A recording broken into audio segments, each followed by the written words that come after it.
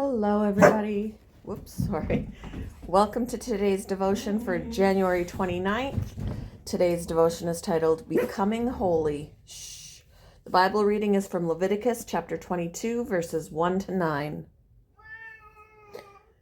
The Lord said to Moses, "Tell Aaron and his sons to treat with respect the sacred offerings the Israelites consecrate to me, so they will not profane my holy name. I am the Lord.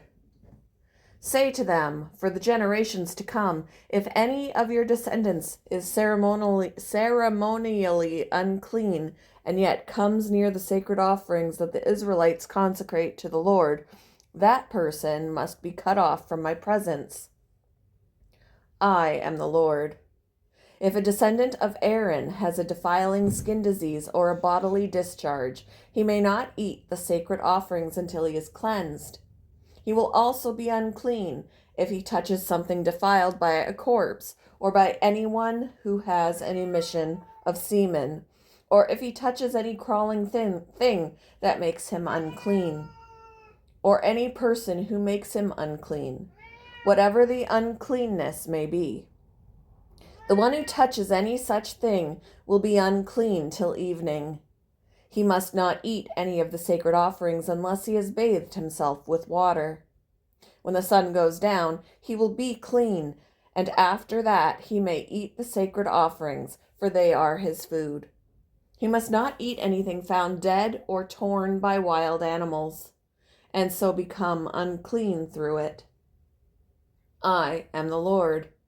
The priests are to perform my service in such a way that they do not become guilty and die for treating it with contempt. I am the Lord who makes them holy.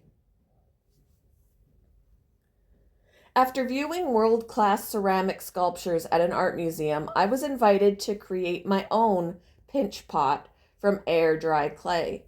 I spent 2 hours shaping a little bowl, engraving patterns, and painting.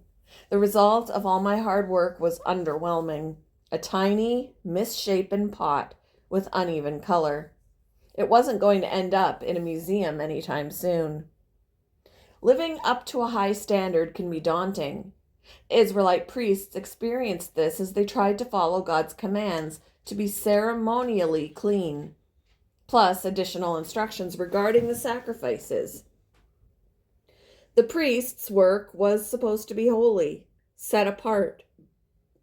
But despite their best efforts, they often fell short.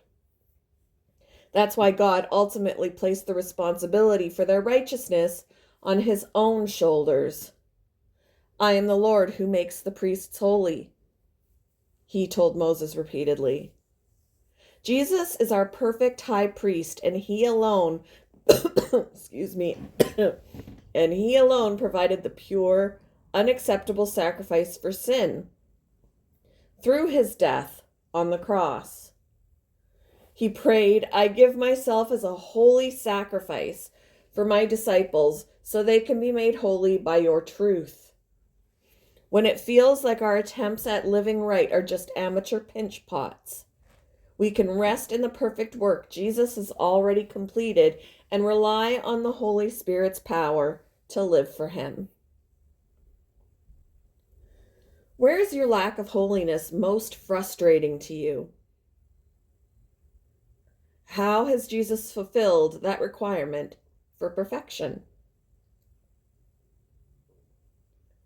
Thank you for joining me for today's devotion, and I hope you all have a wonderful day.